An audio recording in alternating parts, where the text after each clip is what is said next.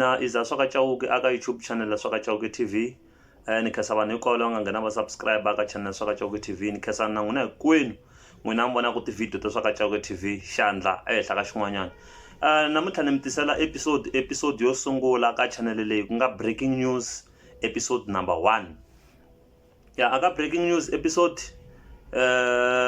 ni ta va ni kha ni vulavula hi timhangu kumbe hi swilo leswi endlekaka exikarhi ka titlambi ni le xikarhi ka vanhu hinkwavo lava nga duma kumbe lava tivekaka nyana ku antswa aka Vatsonga kumbe ni le ka van'wana na van'wana loko ku ri ku swi nga swi fanerini ni nga tshuka ni ti endleni ti-breaking news kambe ni ta ni ta basela ngopfu ka Matsonga kumbe ka Vatsonga va ka hina hi ndlela yo fana na leyo. Ya so ka episode yo sungula namuntlha hi pfula kahle hi ri na Mapele na Mayengani the president. Mayengani the president namuntlha va postini namuntlha ku nga ti 22 ya ku nga ti 22 ta April hi lembe ra 2022.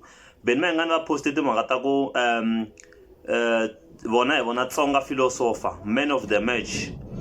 Va ku man of the match hi mina ni kota ku yimbelela ni ri one, the rest i vadyuhani na va Mr Auto-Tune na va Makama Tlimba voice hi ndlela yo fana na leyo. So loko Mayengani a ta va post sweswo va kola va kha va n'wi hlasela kwala ka Facebook na kwala va n'wi hlasela swinene, and then ku vi na tlambi yin'we ka titlambi hinkwato ta misava ta Matsonga, ku vi na tlambi yin'we ntsene leyi yi nga tlhaveka ngopfu hi mhaka leyi ku nga Mapele the boss.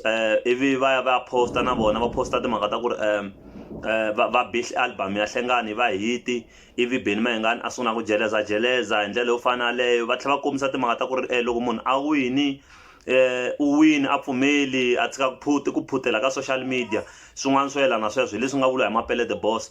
So and then ku vi na yin'wana ya ti-YouTuber kumbe ti-Xitsonga music analyst ku nga Mandla Gingirikani va commenta na vona lava ku ri musi na n'wina Mapele ma yi tirhisa Auto-Tune, and then andaka tikarhinyana ivi va kumeka se va blokiwile na vona aka Facebook page yaliya ya vona va yi tirhisaka Mandla wa Gingirikani va blokiwa hi Mr Mapele hi ndlela yo fana na yaleyo. So loko se na langutisa loko se a ta va blokiwi kulukumba luya Mandla ni ta kuma ku na mi ni blokiwini a ni swi tivi ku ni blokiliwa yini ka Facebook na Mayivava u blokiwini na Manyangatsi a blokiwini na yena ko va ku a ni tivi ku sweswiwani a nga va a blokiwile kumbe kanjhani, kambe na a blokiwile. Leri ngo ti-YouTuber Mapele dina ri zondo ri kulukumba ngopfu kahle na ti-YouTuber ta tizonda kahle ti-YouTuber a zondiwa hi Mapele the boss hi ndlela yo fana leyo. So yaleyo breaking news yo sungula ka episode yo sungula aka channel Swaka Chauke TV. Ni ta kombela ku mi nga rivali ku subscribe aka channel Swaka Chauke TV. Ahee.